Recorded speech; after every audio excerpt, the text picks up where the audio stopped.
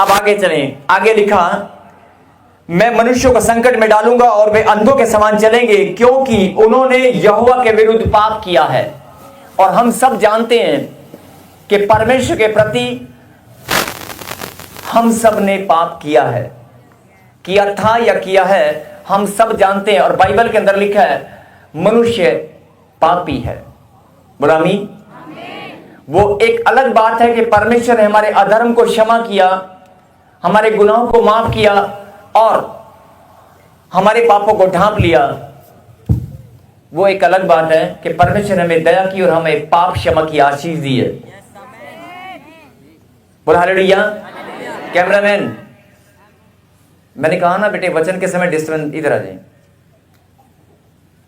आधे ज्यादा लोगों का ध्यान भटक जाएगा, कोई गहरी बात समझाने लगे हैं, ये फोटो आप बाद में ले लेना। आप इधर आ जाए बेटे, फिर से कहिए हालेलुया। मैं मनुष्यों को संकट में डालूंगा और वे अंधों के समान चलेंगे, क्योंकि उन्होंने यहोवा के विरुद्ध पाप किया है। आज हम सब जानते कि परमेश्वर के प्रति मनुष्य पाप करता है। उन्होंने यहोवा के विरुद्ध पाप किया है। क्या आप इस बात से सहमत है कि नहीं? आगे क्या लिखा, उनका लहू धूलि के समान, किनका? मनुष्य का। मैं मनुष्य को संकट में डालूंगा, वे अंधों के समान चलेंगे, उन्होंने यहोवा के विरुद्ध पाप किया है। और आगे क्या लिखा, उनका लहू धूलि के समान, उनका लहू धूलि के समान और उनका मांस विष्ठा के समान फेंक दिया जाएगा। बस इतनी सी बात अगर तुम्हें समझ में आ गई ना, तो आज बहुत कुछ समझने वाले हो। उनका लहू, मनुष्य का लहू किसके समान? धूलि के समान। जैसे एक धूल उड़ जाती है और मांस विष्ठा के समान फेंक दिया जाएगा। अब ध्यान से सुनना, 2650 साल पहले एक नबी ने परमेश्वर की इस भविष्यवाणी को लिखा। अब आप कहेंगे कि 2650 साल पहले और आज हमें मतलब समझ नहीं आ रहा, कुछ नहीं समझ में आ रहा है। अभी उनका लहू मनुष्य को संकट में डालूंगा और मनुष्य का लहू धूलि के समान उड़ेगा। अब आप कहेंगे मनुष्य का लहू धूलि के समान उड़ेगा, ये कैसे हो सकता है? अरे आप खा रहे हैं, पी रहे हैं, आपके बच्चे, आपकी वाइफ, आपके परिवार के लोग खा कर सुबह से शाम तक खाते, लेकिन खून है ही नहीं। खून बनता है और कहीं चला जाता है। एनीमिक पेशेंट आपके बीच में ही घूम रहे हैं। एनीमिक पेशेंट, खून की कमी सबके अंदर है। और खून जितना 8 ग्राम, 10 ग्राम, 12 ग्राम, 14 ग्राम आपके अंदर होना चाहिए। देखने में लगता है कि हाँ बहुत मोटा ताजा है, 14 ग्राम खून तो इसके अंदर बहुत पक्का होगा, चेहरे पे लाली भी है। जब हॉस्पिटल में जाकर टेस्ट कराते हैं तो मालूम है 5 ग्राम निकलता है, बंदा बेहोश हो जाता है। 5 ग्राम देख मेरा खून गया कहां? मतलब बात को ध्यान से सुने और समझे। मनुष्य का लहू धूलि के समान उड़ेगा।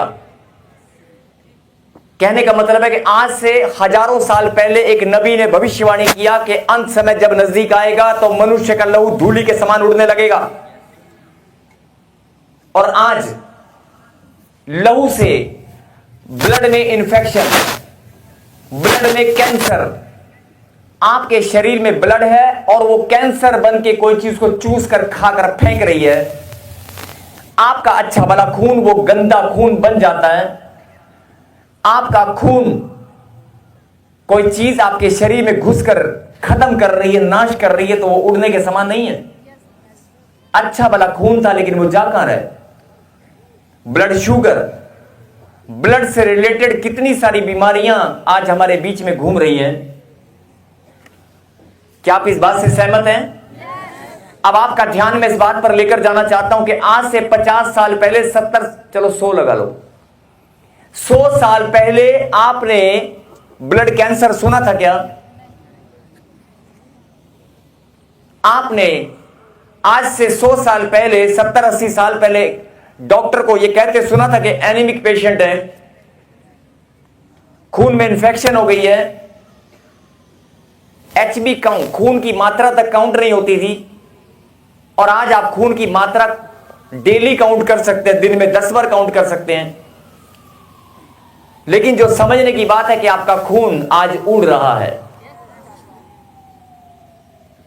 बीमारियों पर ध्यान मत दें, बात की गहराई को समझें। 2650 साल पहले खुदा के नबी ने एक भविष्यवाणी किया कि जब अंत समय आएगा तो मनुष्य का लहू धूलि के समान उड़ेगा। बहाना कोई भी बने, बीमारी कोई भी हो, लेकिन मनुष्य का लहू धूलि के समान उड़ेगा, जैसे धूलि उड़ जाती है। आप समझ रहे मेरी बात को? आप समझ रहे खुदा की बात को कि जैसे धूल उड़ जाती है, आप अच्छा भला शरीर है लेकिन अचानक से आपके शरीर से खून ऐसे उड़ने लगेगा। क्या आप इस बात से सहमत हैं?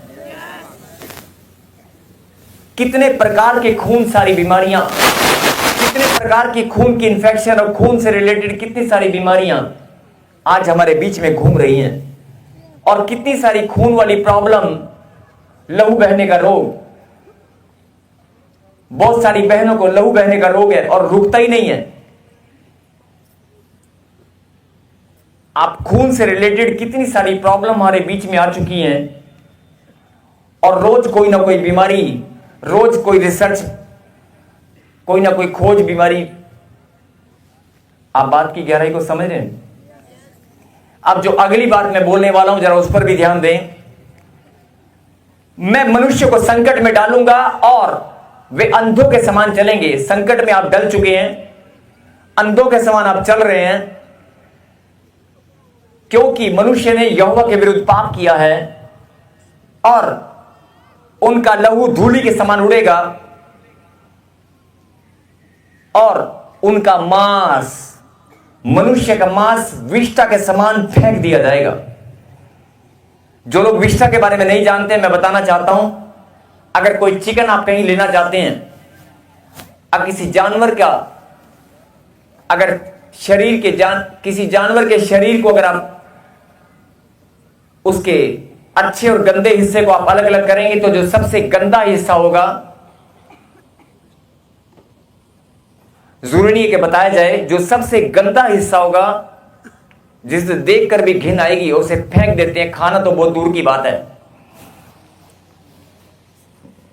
अगर आप चिकन लेने जाते हैं तो आप सब जानते हैं कि उसका शरीर के अलग अलग हिस्सों को अलग अलग किया जाता है और कुछ हिस्से ऐसा होते हैं जिनको फेंक दिया जाता है। बताने की जरूरत नहीं है, समझदार आप हैं। किसी भी जानवर के कुछ ऐसे हिस्से को जो जानवर लोग खाते हैं पकाकर, उस जानवर के शरीर में से कुछ हिस्सा ऐसा होता है जिसे देखकर भी घिन आएगी। खाना तो बहुत दूर की बात है, उसे हम फेंकना जरूरी समझेंगे।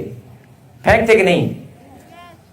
उसके मल या बहुत सारी गंदी जगह, उसके बाल, उसकी गंदी खाल आप फेंकेंगे कि नहीं?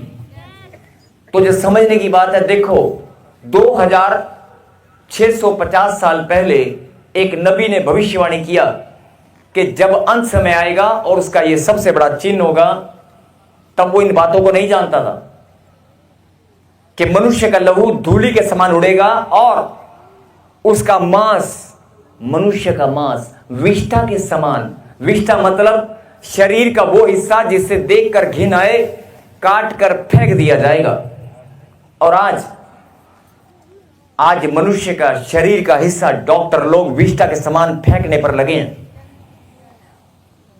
बहुत सारे लोगों को बोला जाता तेरा पित्ता, अरे जिस शरीर की रचना परमेश्वर ने की है उस शरीर के अंदर से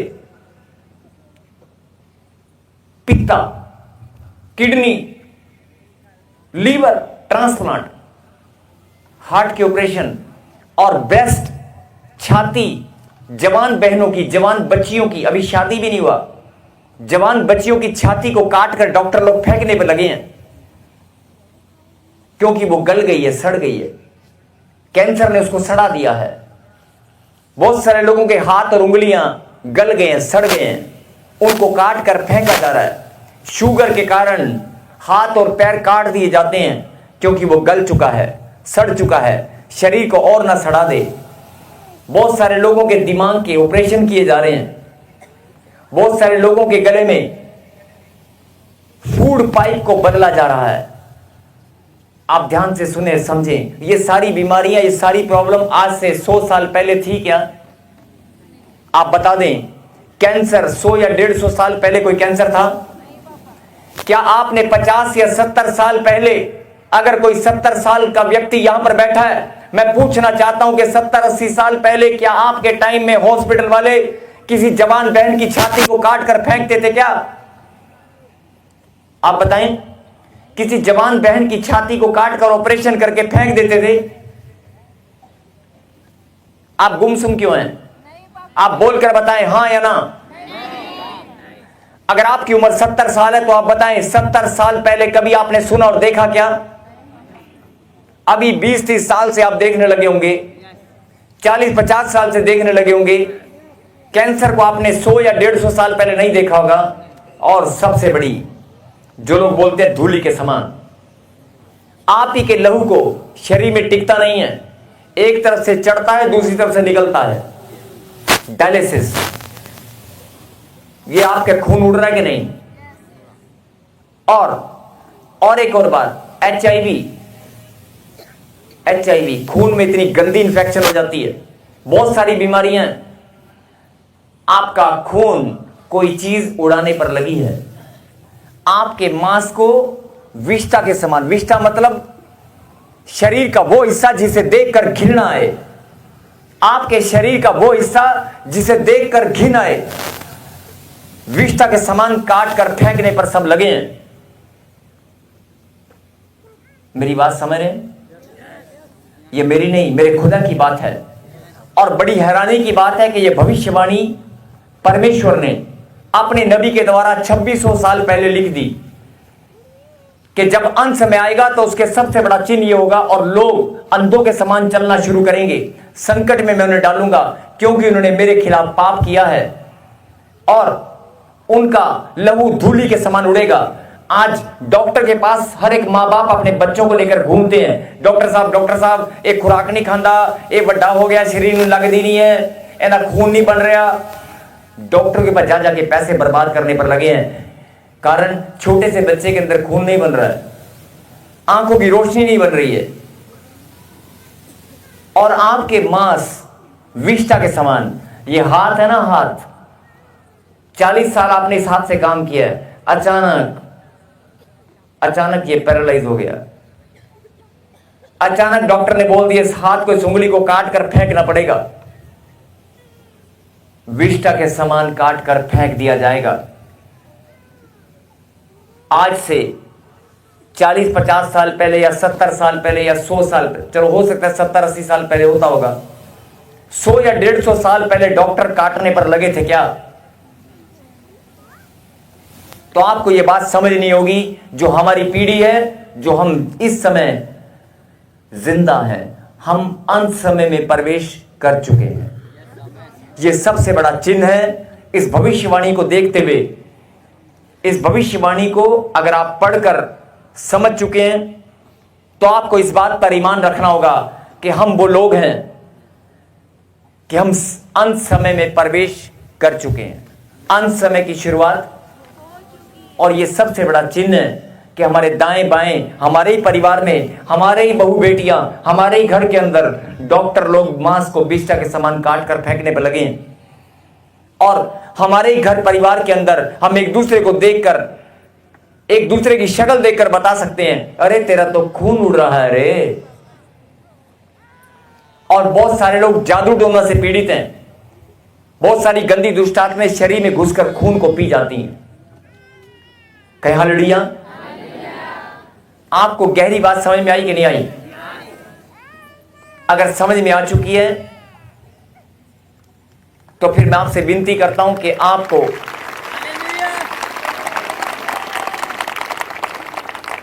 परमेश्वर का सबसे ज्यादा भय मानने वाले उसकी संतान, हमारे से ज्यादा भय मानने वाला कोई नहीं होना चाहिए। उसका भय मानने वालों में हमारा नंबर 1 होना चाहिए। हमें कदम कदम पर परमेश्वर का भय मानना चाहिए। बोला हालेलुया। ये सबसे बड़ा चिन्ह हम हमारे जीवन में इस घड़ी हम देख रहे हैं अपने ही परिवार के लोग अपने ही मांस को विष्ठा के समान काट कर फेंक दिया जाएगा और खून, मनुष्य का लहू धूलि के समान उड़ेगा। इससे बड़ा चिन्ह, क्या आप इस बात से सहमत हैं? तो ऊंची बात से कहें हालेलुया। हालेलुया। और आगे पढ़ें, यहां तक समझ में आ गया? 18, जल्दी से 18 को पढ़ें, उसके बाद हम प्रार्थना करेंगे। यहोवा के रोष के दिन में ना तो चांदी से उनका बचाव होगा और ना सोने से, क्योंकि उनके जलन की आग से सारी पृथ्वी भस्म हो जाएगी। वह पृथ्वी के सारे रहने वालों को घबराकर उनका अंत कर डालेगा। कहे हालेलुया। हालेलुया। यहोवा के रोष के दिन, अभी तो आपने धूली, खून को उड़ते हुए देखा है, अभी तो आपने मांस को विष्ठा के समान काट कर फेंकते हुए देखा है और आज आपको पता चला है। लेकिन इसके बाद क्या लिखा? यहोवा के रोष के दिन, जब परमेश्वर को क्रोध आएगा या परमेश्वर का क्रोध हम पर भड़क उठे, तो क्या लिखा?